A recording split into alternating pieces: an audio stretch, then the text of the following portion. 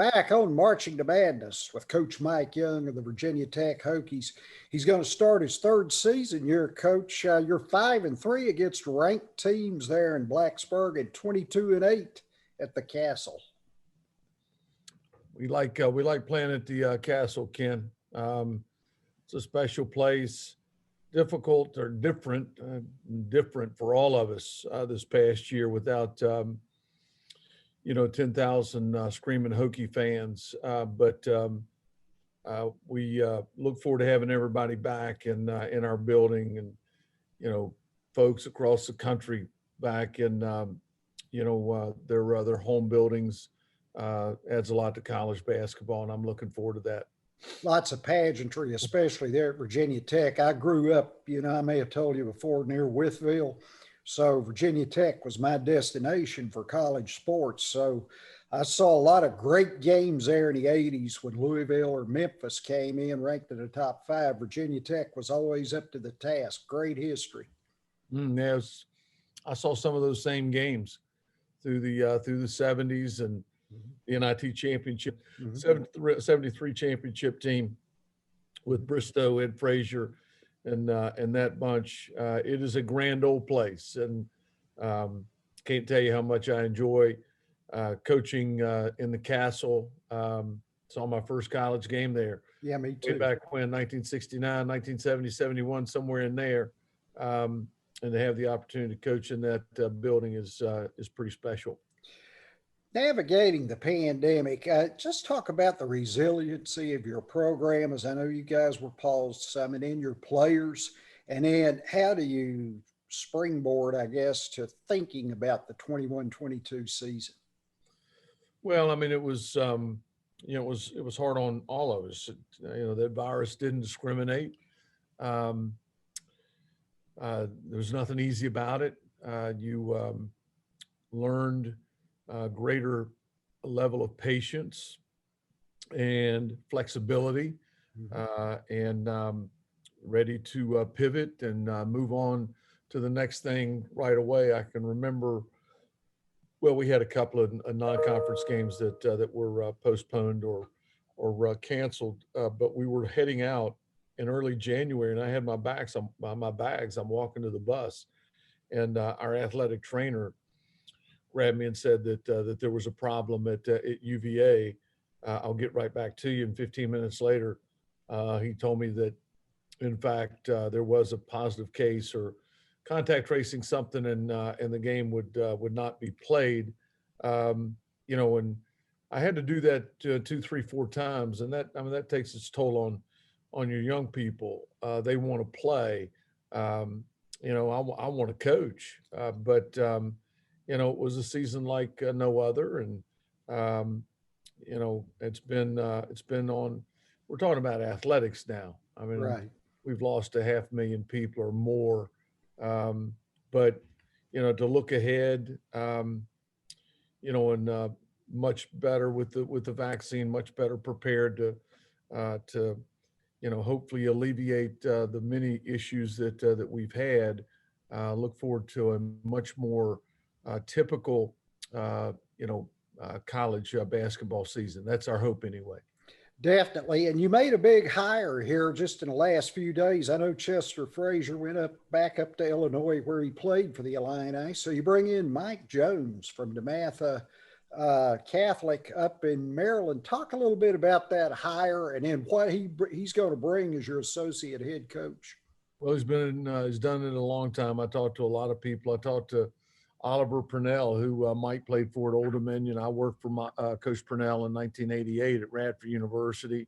I've known Mike for quite some time. I've always been just so impressed with his coaching, his high standards and character.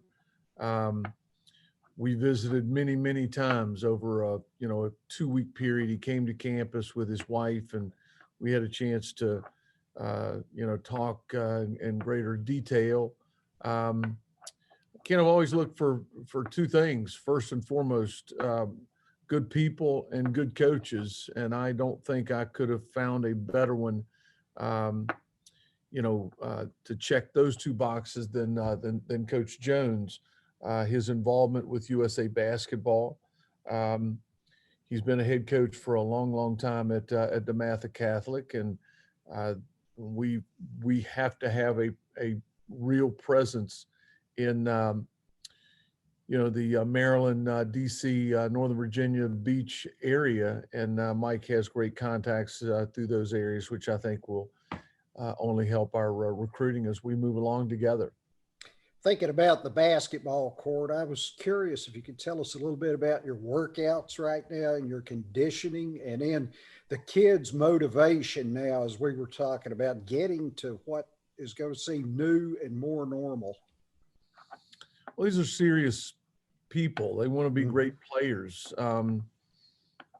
We just got started yesterday, the 23rd or 24th, and we're back in the weight room. We do not have anything organized right now on the floor. We're limited to 8 weeks, so this week is a little more relaxed, and we'll get into those workouts heavily next week. And that 4 weeks during the first session of summer school will carry, into July 4th. We'll take a couple of days off. Strength coach David Jackson does an outstanding job with them. We've got an old team. We do have, an influx of some new ones, but the old guys will, lead the way. Keve Aluma, Tyrese Radford, Justin Mutts, and others. I'm excited about our summer. This is a huge summer for us to get bigger and stronger, even a greater level of conditioning and get better as basketball players. One of my all-time favorite quotes is "Winter ask what summer has done," and we look forward to these next 3.5 months before we get back for the beginning of the fall semester. You have some very good players, some very interesting players to watch. And Keve Aluma, of course, that you mentioned, he's a kid that I think should be a season all ACC pick. He averaged 15.2 points, 7.9 rebounds a year ago. Talk a little bit about how you've seen him grow since you had him at Wofford and then, making the leap here to Blacksburg and Virginia Tech. Pretty remarkable. Keve is a great person, an absolute joy to coach. He was far from a finished product when he came to me in 2017 as a freshman. Hadn't played a lot of basketball. Right. Body was still developing. He was a little heavy, but you see him run. You see him, play with the ball and catch and pass.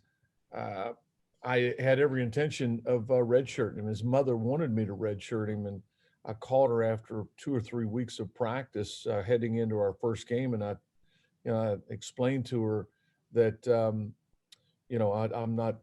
I'll never go against her wishes, but I'm impressed with his progress. I think he can help us win games, and he did that. And then he was part of a big part of a great team in 2017 or 2018-19. He was a glue guy. He was going to guard the other team's best front court player. He only averaged, they were significant points now. He only averaged 6.5, 7 points a game, and I think 6 or 7 rebounds. He was an integral part of that team, but certainly not a go-to guy. Then he comes here with me, and I think he saw the opportunity to make big strides. He fell in love with it. He wants to move on from here and make a lot of money playing basketball and do so for a long time. So he worked his tail off in the weight room, on the floor, with our coaching staff, by himself, before practice, after practice. And, here's a guy that really just burst onto the scene. I thought as a redshirt junior, and he had a remarkable year for us. I think of the Villanova game where we won in Uncasville that particular day. I don't think there was any arguing that he was the best player on the floor. He had a great year. He is, continues to work and get better, and we'll see what happens from there. Well, you got Naheem Aline back, 11.1 points, 41% from three. What does he need to do now to take his game to the next level? Well, just keep getting better. Yeah. Here's a young man that scored 28 points in the NCAA tournament game against the Florida Gators. Yeah. He has just done unbelievable work with his body. I mean, he's a man now. I can remember his first year, he had every intention of going to prep school and, refining his game there. We convinced him to come here, and he's a spindly little fella, about 180 pounds. I think Nas probably 200, 205 now, and is a man. I mean, he is a man, can get places with the ball, has a knack for scoring, and really shoot the basketball. Super, super smart as a player, and has made himself into a very reliable and a very dependable defender. So, I mean, he's a talented person, and I'm lucky he's a Hokie. Yeah. Tyrese Radford is a guy I like as well. I like his athleticism going to the basket. Just curious about when you put him on the floor, how many more options do you have as far as play calling, and even play calling for other players off maybe how he might create a mismatch athletically? Yeah, you'd be interested. We can do a lot with him. All right. We don't run a lot of plays for him because the guy is such a gifted scorer. He scores. He just scores. You have to run something for this guy, that guy. I'm going to move Tyrese around some this year. I'm going to play him at the point some. Another really smart player that has just worked, and honorable mention all league. He is ultra talented. This is his third year playing, fourth year at Virginia Tech, and it goes without saying that we expect a big year from him. He's going to be terrific.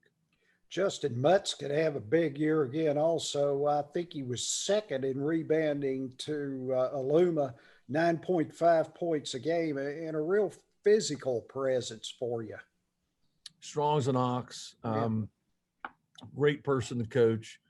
Took him a little bit, not long, but took him a little bit to come into his own. And he came in the summer that COVID was running rampant through the world, and we've got some limitations because of COVID restrictions.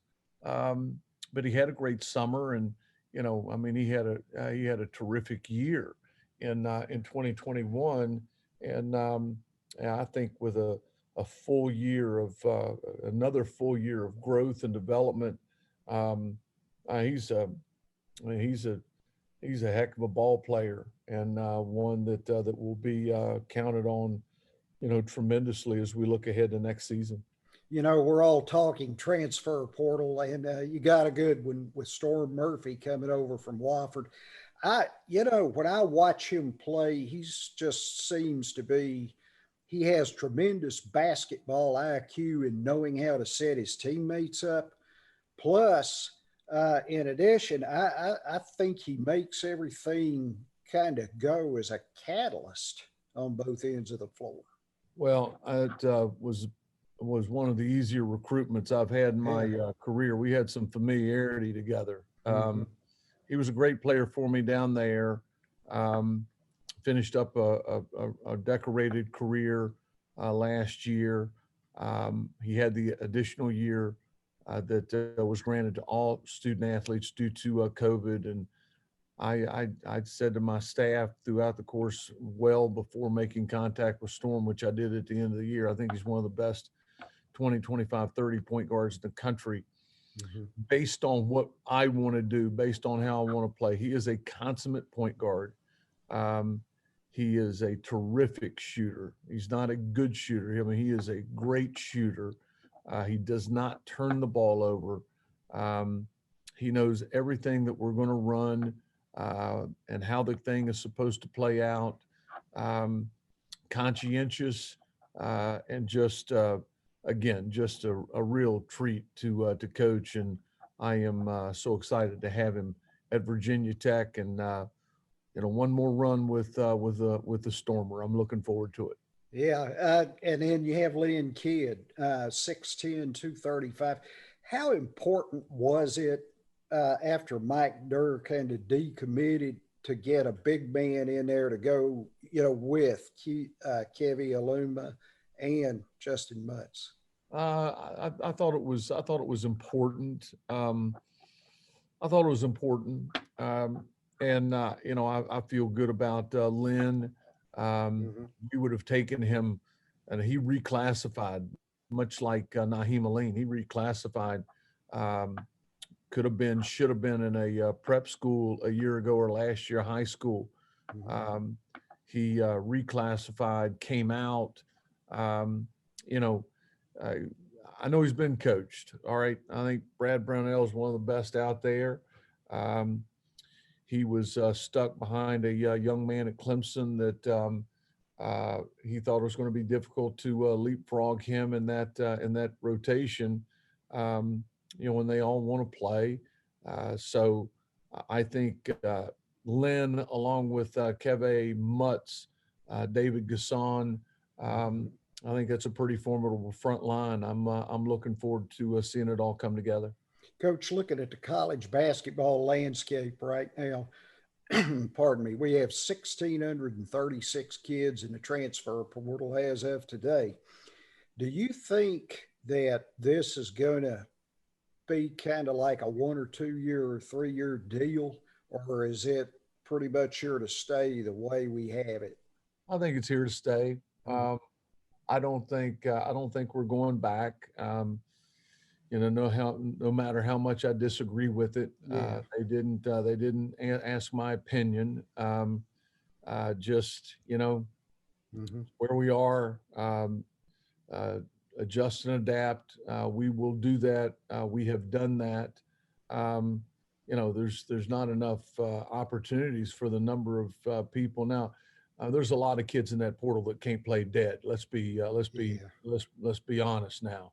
But don't want to make a living in that portal. I will always be an 18-year-old, 17-year-old high school guy that is looking to make his mark and wants to improve and work hard and be a part of something really special. So that's where we're headed. Is it going to be a priority for coaches, especially in power conferences, to have to, actively recruit now against the NBA G League and, the elite team where you see so many, maybe top 100 players looking at now? I'm not real sure how all that's going to play out. It certainly has our attention. It's certainly a topic of conversation. Let's wait and see the greater sample size and what that looks like in a year, 2 year, 5 years. Last thing, Coach, before I let you go, looking at Virginia Tech and the surrounding community up there, and I've seen this too. Talk about how you've seen Blacksburg grow and Christiansburg in the area. Really since I think football actually took off, maybe in the mid-90s in the Frank Beamer years. Yeah, Coach Beamer was up here 15 minutes ago bringing some produce by. He'd been over his old stomping grounds over in Carroll County. Floyd, somewhere in there. When I left back in the mid 80s, before things exploded, is kind of a sleepy, little old college town. It's not a sleepy little old college town now. It's a vibrant, really a neat community.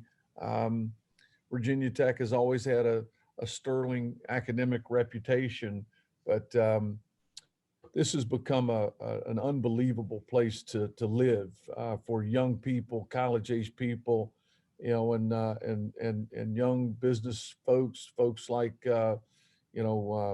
us and other coaches that are here. Of course, I grew up here, grew up in Radford, but Blacksburg is a wonderful town, and so happy to be a part of it, and be the head coach of Virginia Tech. Coach Mike Young. Coach, many thanks for coming on here. I hope we can do this again, maybe down the road before the season starts, and best of luck to you going forward and this summer. I wish you well, buddy. Thanks for having me on. Yeah, thank you much. Have a good one now. Okay, pal. So long. Bye-bye.